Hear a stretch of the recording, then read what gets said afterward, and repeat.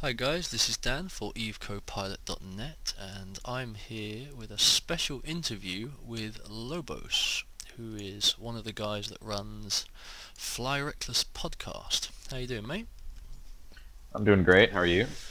Been better. I've been repping some bastard's pos for the last 12 hours.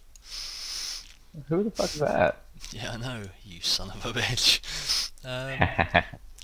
Um, basically I ran into Lobos through some blue standings. They were going through a war deck at the time, so we offered a helping hand, and then suddenly I realised, hold on, this is when I figured out who it was, I was like, right, give it to get you on for an interview. So been helping him out for the last couple of days and managed to talk him into coming on with us. So Fly Reckless podcast, probably one of the most popular podcasts in Eve, if not the most. Why don't you just give us a little bit of background for guys that, just podcasting in general, and then a bit more specifics about yours. Just tell us some high level information for us. Well, Fly Reckless is actually not, originally created by me or even Chad, the current host of the show. It's created by Silicon Buddha, and he still runs the site. And if you've ever, we're in on episode 60 right now. So if you ever listen to Silicon Buddha from episode one, you can definitely see the progression, how he's gotten better and better in speaking. So it's always a treat to have him talking on the podcast with us. But yeah, as far as being the most popular podcast, yeah, I'm still under the impression that Chad and Chad's mom are the only people that listen to it. back from the day. Yeah. Well, I don't know the exact number of downloads, but it's certainly thousands upon thousands for each cast. So if someone's never listened to the podcast, and they're going to go on and sort of listen to your latest episode, what are we going to take away from sort of your average podcast? Well, we've started just reading the dev blogs, and we like to pull stuff off of forums and just talk about what's going on in Eve. I mean, one of the things that we've gotten away from is just reading articles, and we still do it. And we started doing more interviews and a lot of kind of a forum when we speak. We have a lot of people on there, a lot of guest stars. So it's always nice to have that open air and just open conversation about a topic. Yeah, we usually have a plan beforehand, and we get about one topic into it, and then we talk about that for 3 hours, and we're like, we didn't talk about anything else, but that's the whole show. Yeah, I know where you're coming from with that one. I got a nice little list of bullet points for each tutorial, and then 15 minutes later, when I've been blabbering on about the first bullet point, I sort of just throw it to the side and crack on. I'm personally a long time listener of Fly Reckless, and I think it's one of those things where you really start to get into Eve. It's a great way to figure out what's going on around Eve. Maybe areas of space you're not involved in, a lot of the nullsec stuff, and you sort of start to realise exactly how much is going on in this game. I think is one of the best things for me about the podcast, as well as occasionally hearing, your alliance has destroyed this guy or been kicked in the face by this guy, and a lot of the propaganda that goes on and stuff. And yeah, the dev blog side of things as well it's something that I never have the time myself to sit down and start reading through dev blogs. So when you're on your way to work, or you're on your way to something like that, you got your iPod with you, you stick that on, and suddenly you're sort of up to date for the month on the goings on around Eve. And I think it's a really useful medium to be able to get that sort of high level information. I guess the sort of the progression from there is, I want to know the most interesting thing you've ever reported on Fly Reckless. Well, that's an interesting story, actually. So someone decided to, I was reading through the forums, and someone posted up an idea, and I was just like, oh wow, this is pretty neat. And I started talking about it on the podcast, and I was absolutely serious about it because I didn't really think to even try to translate the word, but it was what was it? It was a futanari, I think, which ended up. So don't go off and Google that right away if you have small children around, because you might be surprised at what you get. I'll resist the urge in the interest of keeping my YouTube account, I think. Yeah. Is there a subtle way to explain to our viewers what that is? Well, it literally means dual form. So when you're talking Yes. about Oh God. so when you're Yeah. talking about people, Yeah. so Yeah. Okay. the post on the forum was talking about, holoreels and how they should be more of a market. And then this guy posted up this new item idea, and the item was called Putanari holotapes. And he said they would be very popular. And I was like, man, this guy's got a great idea, and I was just going off serious about it. Oh God. And yeah, then I realized later that, why everyone was laughing. I had no idea why people were laughing. I was like, man, I was kind of serious about that. And then they linked me the wiki, and I was just like, oh no. I just went on Oh, for like 10 minutes about how great, Futanari holotapes are going to be. oh dear. But sorry. Knowing Fly Reckless, I'm sure that made it to air anyway.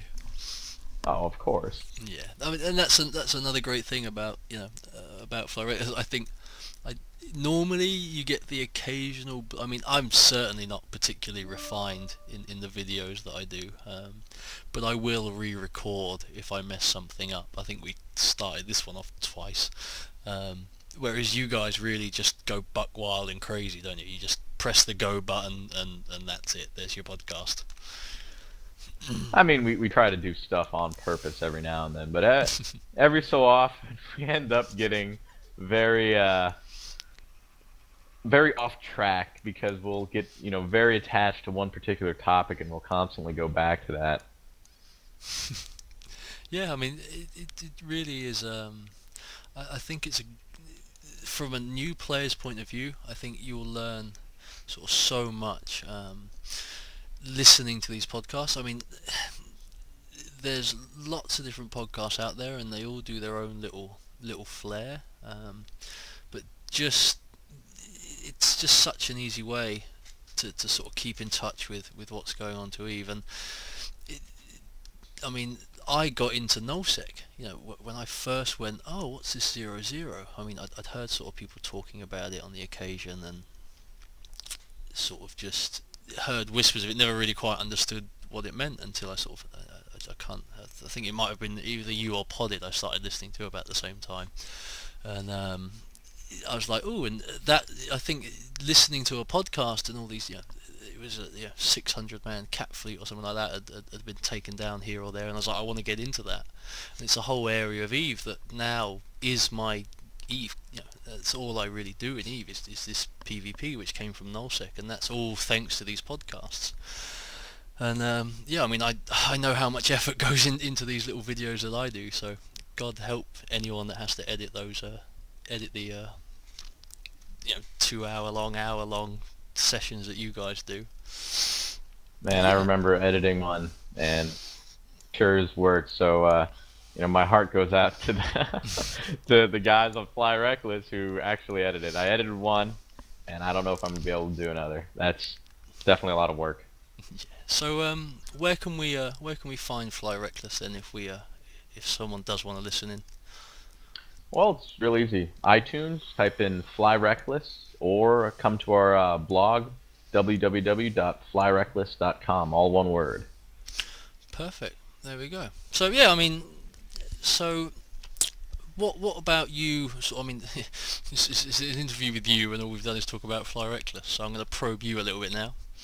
You'll enjoy it. Don't worry, I'll be gentle. So, yeah, I mean, just a little bit about yourself. What got you into EvE? Why are you still here? Just what is EvE to you? Well, I started playing EvE quite a long time ago, and I've fallen off because I was one victim to, I guess, burnout, where I got into the game, I was really excited about it, looked great, flew around in my little noob ship, did a few missions, and then I found myself not knowing where to go or what to do, and ended up quitting the game for a couple of years. So I got back into EvE 2009, and once again, I was on the verge of quitting because I had no clue what to do. And it wasn't until I found someone that I work with that played the game. And he said, "Hey man, come join our corp." So I was just like, "Okay." So I come join the corp and I start working with them, and I start realizing this game is a lot bigger than I thought it was. And the fact that it's a single shard game and 90% of it is conducted, all the meta gaming, all the stuff you do outside of game to make the in-game experience so much better and work so much smoother. So that aspect of the game is what really drew me to it, and what made the final punch to me going to be pretty much a lifetime Eve player is listening to a couple of podcasts, Potted Podcast and Lost in Eve. When I first started listening to those, I was hooked on the game. Just listening to those guys was fantastic. Yeah, I'll definitely give a shout out to Warchild over there, Dylan Arclight at Podded. They are also an exceptionally good podcast. I got a bit of a soft spot for them because they both fly with Ashra Khan, which at the time, years back, we were fighting. So we listened to their podcast, and I've even killed them while they were recording their podcast once. Sent him a new stealth bomber, which he thanked me for, and yeah, I've been sort of mentioned and brought up on their show a few times here and there. So it's yeah, good bunch of lads as well. So yeah, I mean, to be honest with you, you sort of hit quite a sweet spot there with sort of how big EVE is, and that's one of the things that we do really try and push home to the new players. I mean, that's basically what where EvECoPilot is. We take a day old or a week old or a month old player, and trying to find the way. I'm just look at what we've been doing today. We're out in low sec space with throwing up poses, cap ships all over the place, and I think so many new players, nearly losing them to hot drops.